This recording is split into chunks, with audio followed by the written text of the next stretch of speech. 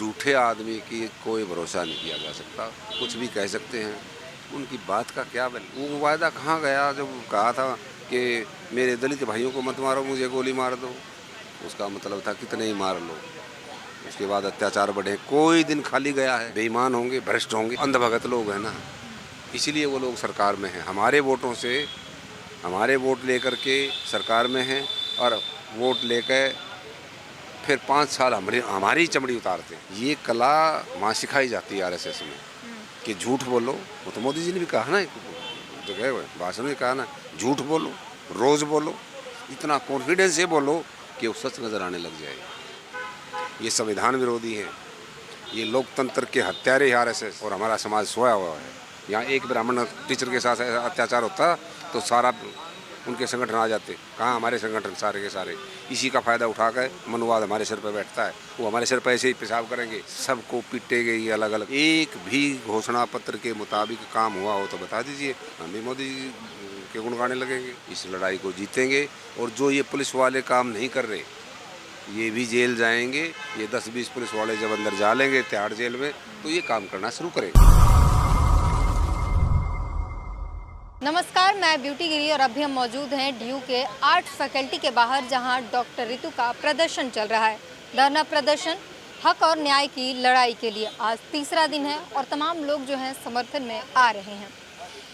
इसके साथ ही जो है अभी हक अधिकार की आवाज़ उठा रहे हैं आप लोग, लड़ाई लड़ रहे हैं। अभी एक वीडियो सामने आया है जहाँ एक महिला को रक्षाबंधन की एक तरफ जहाँ पूरा जश्न मनाया जा रहा है, पूरा देश में मन रहा है, उसी रक्षाबंधन पर एक बहन को पीटा जा रहा है, सड़कों पर लातों जूतों से पीटा जा रहा है। वो अपना काम सही कर रहे हैं। 28 मई को सिंगोल रख दिया ना, पार्लियामेंट का उद्घाटन किया। तो वो मनुस्मृति तो यही कहती है, आपको जीने का हक नहीं है, आपको कपड़े पहनने का हक नहीं है। वो अपना काम सही कर रहे हैं।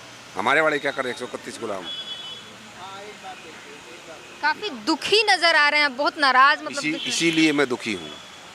वो संविधान बदलने की बात कर रहे हैं और कुछ हद तक बदला जा चुका है और हमारा समाज सोया हुआ है। यहाँ एक ब्राह्मण टीचर के साथ अत्याचार होता तो सारा उनके संगठन आ जाते। कहाँ हमारे संगठन सारे के सारे? इसी का फ़ायदा उठाकर मनुवाद हमारे सिर पर बैठता है। वो हमारे सिर पर ऐसे ही पेशाब करेंगे, ऐसे ही हमें वो मल खिलाएंगे। यही तो लिखा है मनुस्मृति में। मजाक भी उड़ाया जा रहा है, कमेंट कर रहे हैं कि 5-10 लोग बैठे हैं, कुछ नहीं होने वाला। कितने आईएएस हैं, आईपीएस हैं रिटायर्ड, कितने हमारे जज हैं, क्या सब घरों में सो रहे हैं? ये संविधान ख़त्म हो जाएगा फिर क्या करेंगे? सबको पीटेंगे ये अलग अलग। जिनने अच्छी अच्छी कोठियाँ बना रखी उनको जला देंगे आरएसएस। आप सबको, आपको नज़र है उनकी। डॉक्टर रितु जो है वो कहती हैं, बहुत दुख के बाद वो कहती हैं कि हमारा समाज जो है वो पहले दिन नहीं आता, 13वीं पे आता है। वो सही कह रही हैं, इसलिए मैं भी दुखी हूँ। कोई बड़ा नेता आया हमारा भीम आर्मी संगठन का या वो छोटे मोटे जो वो ये आ रहे हैं, मैं तो कंटिन्यू आ रहा हूँ रोज़ाना। तो वो बहन को तो दुखी होना लाजमी है। क्या सिक्योरिटी है और रात को अकेली रहती हैं। पुलिस भरोसे की नहीं है हमारी। पुलिस भरोसे की होती तो वो क्या सविता रॉय है आज जेल में होती, उसने इतना बड़ा अपराध किया है। जो अपराधी है वो सीट पे है, जो विक्टिम है उसको और ज़्यादा विक्टिम वो झेल रहा परेशानी। इस समाज का यही तो दुर्भाग्य है। नाराजगी इस बात की भी जाहिर की जा रही है कि भीम आर्मी चीफ जो चंद्रशेखर रावण है वो नहीं आ रहे। अगर वो आते तो इस आंदोलन को मजबूती मिलती। वो पहलवानों में के मुद्दे पर जाते हैं, किसानों के मुद्दे पर जाते, कहा जा रहा है सिर्फ फेमस मुद्दों पर जाते हैं, यहाँ पर नहीं आ रहे हैं। कोई ऐसी जगह नहीं है जहाँ नहीं गए हों, और हो सकता है यहाँ भी उनकी प्लानिंग हो। एक आदमी इतने बड़े भारत में बगैर संसाधन के कितना काम कर सकते हैं? कोई सीट है उनके पास, एमएलए हैं, काउंसलर हैं, एमपी हैं, क्या हैं वो? एक सिर्फ संगठन तो है। जितनी ताकत है उस संगठन की, उससे 100 गुना फालतू काम कर रहे हैं भाई साहब। अब लोगों को नजर आए तो ना, उनकी मर्जी है, उनका नज़रिया है। तमाम लोग जो हैं इस आंदोलन का मजाक उड़ा रहे हैं। आप भी दुखी हैं कि नहीं आ रहे। डॉक्टर रितु कहती हैं कि अगर तुम्हें आना है तो समय रहते आ जाओ, वरना फ़ोटो में अगर देखना चाहते हो तो हम उसके लिए भी तैयार हैं। मतलब पूरा तैयारी है कि न्याय लेकर जाएंगे, वरना नहीं जाएंगे। न्याय मिलेगा, क्योंकि बहुत ही सुदृढ़ सुलझे हुए वकील का हाथ है महमूद पराचा और हमारे भानु प्रताप सर का। इस लड़ाई को जीतेंगे। और जो ये पुलिस वाले काम नहीं कर रहे, ये भी जेल जाएंगे। सेक्शन बता देता हूँ, SC/ST एक्ट की सेक्शन 4, जो अफसर सही काम नहीं करेगा ला के मुताबिक, वो भी मुलजिम है। और पराचा साहब पर हमें भरोसा है, ये 10-20 पुलिस वाले जब अंदर डालेंगे तिहाड़ जेल में तो ये काम करना शुरू करेंगे। देखा जाए तो यहाँ पर जितनी ही कम संख्या दिख रही है यहाँ पर, उतनी ही अगर बागेश्वर धाम की बात करें तो लाखों में संख्या जाती है और जाने वाले में सबसे ज़्यादा बहुजन के ही लोग होते हैं। उन्होंने बाबा साहब को नहीं पढ़ा, उन्होंने ज्योतिबा फुले को नहीं पढ़ा, उन्होंने सावित्रीबाई फुले को नहीं पढ़ा, फातिमा शेख को नहीं पढ़ा।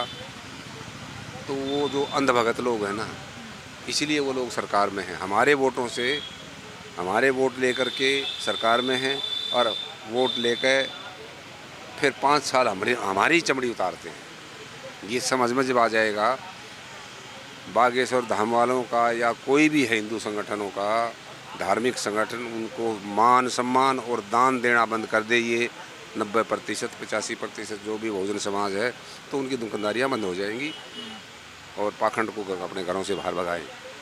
यही इलाज है इसका, और कोई इलाज नहीं है। 2014 के एक सवाल ये भी आता है कि 14 के पहले भी तो पता था कि मोदी जो है RSS का समर्थन करते हैं, तो क्या पहले ये समझ नहीं आया था कि वो आने के बाद मनुवाद आ जाएगा देश में? ऐसा है, वो तो कला है ना उनके पास।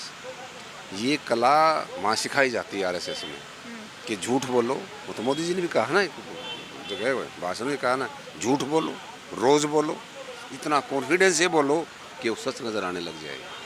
आप घोषणा पत्र उठा के देख लीजिए, 2014 का, 2019 का, एक भी घोषणा पत्र के मुताबिक काम हुआ हो तो बता दीजिए, हम भी मोदी जी के गुण गाने लगेंगे। ये संविधान विरोधी हैं, ये लोकतंत्र के हत्यारे RSS। 26 जनवरी 1950 को भी इन्होंने बाबा साहब के पुतले फूके थे। इन्होंने संविधान में इनका कभी भरोसा नहीं रहा। आप 24 में सारा ये बहुजन समाज इकट्ठा होकर के, और इंडिया गठबंधन से गुजारिश है, भाई चंद्रशेखर को इंडिया गठबंधन में शामिल करें, सम्मानित सीटें दें और इनको 0 पर ले आएँ, नहीं तो आपका संविधान और लोकतंत्र बचेगा नहीं।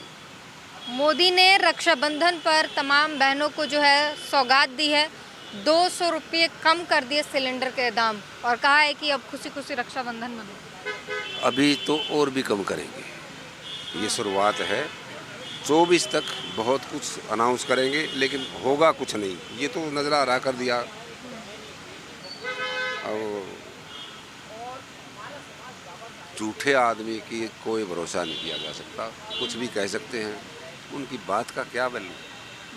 वो तो 47 तक के PM घोषित कर रखे अपने आप को, और हो सकता है 24 में गलती से आगे तो आगे चुनाव भी ना और आपको वोट डालने का मौका भी ना मिले, इसलिए सावधान हो जाइए। ममता बनर्जी ने कहा है कि इंडिया के 2 बैठकें हुई, मीटिंग हुई, 200 रुपये सिलेंडर के दाम घट गए, ये है इंडिया का पावर। खैर डर तो रहे हैं मोदी जी, डर तो रहे हैं। लास्ट भाषण पार्लियामेंट में उस दिन चेहरे पर रौनक नहीं थी, अविश्वास प्रस्ताव पर बोल रहे थे, उस दिन की बॉडी लैंग्वेज देखो आप, ठीक है। लाल किला से जब बोला तब भी यही कहा गया कि उनके में थोड़ा सा डर दिखा है। हाँ, डर दिख रहा है, बाकी वो तो क्यों क्यों मोदी जैसा जिसको कहा जाता है कि सबसे मजबूत प्रधानमंत्री है, वो अब क्यों डरने लग गया? वोट की ताकत से डरने लगे। महंगाई से परेशान है जनता, बेरोजगारी से परेशान है, अत्याचार से परेशान है। वो वायदा कहाँ गया जब कहा था कि मेरे दलित भाइयों को मत मारो, मुझे गोली मार दो। उसका मतलब था कितने ही मार लो। उसके बाद अत्याचार बढ़े, कोई दिन खाली गया है? 14 के बाद कोई दिन खाली गया है? ये मनुस्मृति लागू हो रही है जब तो ऋतु बैठी है यहाँ। अगर संविधान काम कर रहा होता तो सविता रोज जेल में नहीं होती। अब वो कितने उदाहरण हैं। बाकी वो तो अपना काम कर रहे हैं, क्योंकि उनको तो 3 किताबों से चलती है RSS, bunch of thought, Manusmriti और वो सावरकर का हिंदुत्व। वो 3 किताबें उनकी मेन, उसको अपना काम कर रहे हैं। पूरी बातचीत में जो हमने सबसे ज़्यादा नोटिस किया वो आपका दुख, और दुख ये जो है अपने ही लोगों से दिखाई दे रहा है। 131 से मेरी नाराज़गी है। वो क्या कर रहे हैं? नौकरी हमारी ख़त्म, आरक्षण हमारा ख़त्म, वो खुद वहाँ बैठ कर लुटवा रहे हैं। कौन कौन है, किससे, मतलब थोड़ा खुल के जो- बताइए किससे नाराज हैं आप? जो रिजर्व सीट से 131 बैठे हैं हमारे पार्लियामेंट में, वो हमारी सुरक्षा के लिए गए थे ना, कि हमारी बात करेंगे, हमारी समस्याओं को उठाएंगे। वो सारे के सारे दही जमा के बैठे हैं। ऐसा क्यों, किसी बहकावे में आ गए हैं या कोई उन्हें भी या- मुफ्त की कोई रेवड़ी मिल गई या कुछ हो गया है? या तो उन्होंने प्रॉपर्टी ज़्यादा बना ली है, ईडी का डर होगा उनको, इसलिए नहीं बोलते। बेईमान होंगे, भ्रष्ट होंगे, या जो फंड मिलता है उनको वो नहीं लगाया जहाँ लगाना चाहिए, तो सारा अपनी जेब में डाल लिया, इसलिए ईडी से डर रहे हैं। ऐसा भी हो सकता है।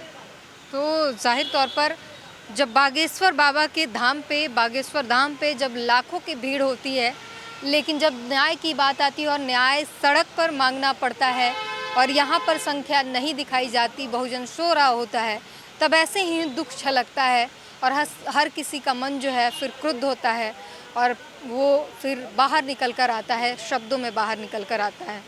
पूरी बातचीत पर अपनी प्रतिक्रिया ज़रूर दीजिए। कैमरामैन आशीष के साथ ब्यूटी गिरी, धन्यवाद।